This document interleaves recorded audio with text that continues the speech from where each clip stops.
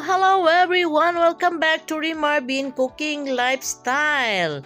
Sa araw na ito, gawa naman tayo ng panghimagas ang ating healthy butchi at muwasi. Ang butchi ay healthy na matatawag dahil hindi tayo gagamit ng mantika. Hindi natin siya piprituhin. Ayan, una natin gawin, ating magawa tayo ng parang clay. Ito ang ating glutinous rice. Lagyan natin ng kunting asin, sugar, then atin lang siyang imekos-mekos, halu-haluin, tapos dahan-dahan natin siyang lagyan ng tubig para hindi siya mag-watery. Kailangan parang clay ang ating mixture. Ayan, dahan-dahan lang natin lagyan ng tubig. Kasi ang glutinous rice hindi pare-pareho ang kanyang pagsip-sip ng tubig. May glutinous rice na masagap or maano talaga sa tubig. May glutinous rice naman na hindi matakaw sa tubig. Kaya dahan-dahan natin para hindi mag-watery or masyadong malambot ang ating mixture. Kailangan parang clay lang ito. Sa hindi pa nakasubscribe sa ating channel, just click the subscribe button and notification bell para ma-notify kayo sa ating mga uploaded video. Ayan mga kananay, mga ka-OFW, mga ka-Inday. Gagawa na naman ang inyong lingkod ng masarap na panghimagas or pwedeng pang merienda, pang kape, or pwede rin itong pang negosyo or kahit sa anumang okasyon. Ayan, sa puntong ito medyo mabigat na siya. Kailangan na natin siyang imano-mano. Ayan, atin lang yan siyang ganyanin hanggang hindi na siya magdikit sa ating lalagyan.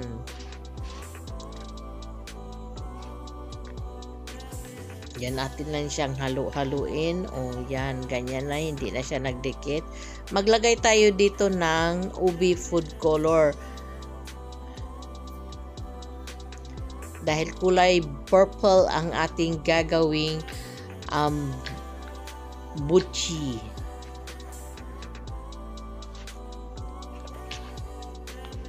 Ang ating food color galing pa ito ng Pinas powder. Nilagyan ko lang siya ng konting water para ma-dissolve. Kasi pag direct nating nilagay dyan, pangit tignan, baka magbuo-buo. Ayan, sa puntong ito, bilog-bilogin na natin. Ayan, okay na yan siya. Bilog-bilogin natin ang ating clay mixture or ang ating glutinous. Tapos, lagyan natin siya ng cheese sa loob.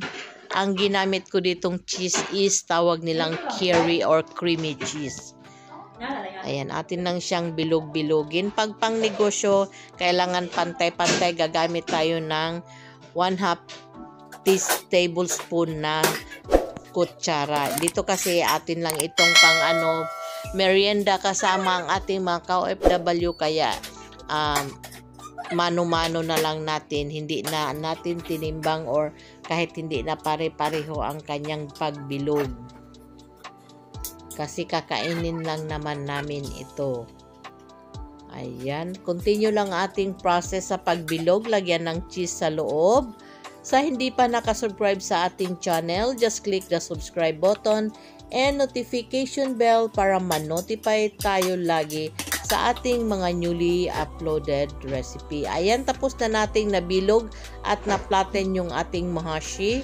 Nagpakulo na tayo dito ng tubig at dahan-dahan nating ilagay ang ating bowls. Yan, kumukulo na yan. Mga ka-nanay, mga ka-inday, mga ka-OFW.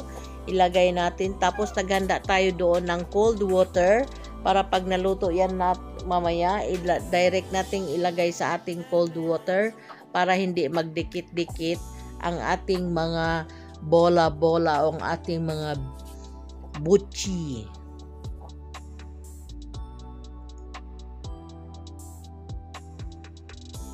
para lang din gumagawa tayo dito ng palitaw. Kaya lang ito buchi, no fry version. Ayan, tignan natin para hindi magdikit at hintayin lang nating lumutang. Ayan, pag ganito na siya, okay na yan.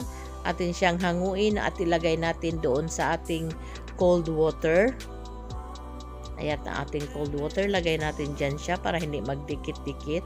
Then, continue lang ang ating pagluto sa ating buchi-buchi.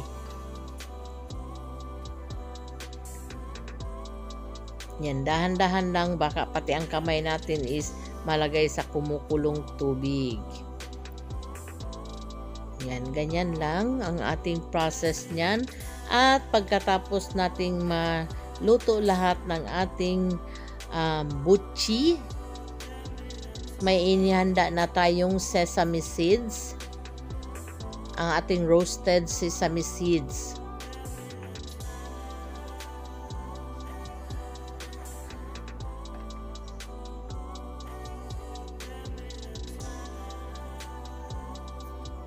Ayan, ito na. I-roll natin ang ating nalutong buchi sa ating roasted sesame seeds. Ayan, tignan nyo. Color purple ang ating buchi. Isa-isa natin yan siyang ilagay dyan sa ating i-roll natin sa ating sesame seeds. Again, sa hindi pa nakasubscribe sa ating channel, just click the subscribe button and notification bell para ma-notify tayo sa ating mga newly uploaded recipe and video. Ayan, pwede na rin itong pang negosyo.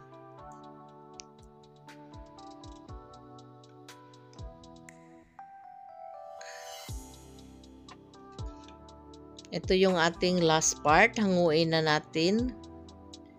Ilagay natin doon sa ating cold water.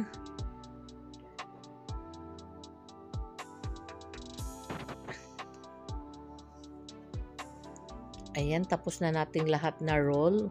O, tignan nyo, makunat-kunat. Ayan, ang ating buchi. May cheese yan sa loob, hindi natin nakita. Atin lang siyang tikman. Ang sarap niyan. Natunaw yung cheese niya sa loob. Ito naman ang tinatawag sa Ilonggo na muashi. Lagyan din natin ng sesame seeds. Paborito ito ng mga Ilonggo ang muashi. Tawag nila yan sa kanilang muashi. Linatin lang yan siya. At saka lagyan ng muash ng sugar and sesame. Maraming salamat sa ulitin. Enjoy! Sana'y nagustuhan nyo ang ating panghimagas sa araw na ito. God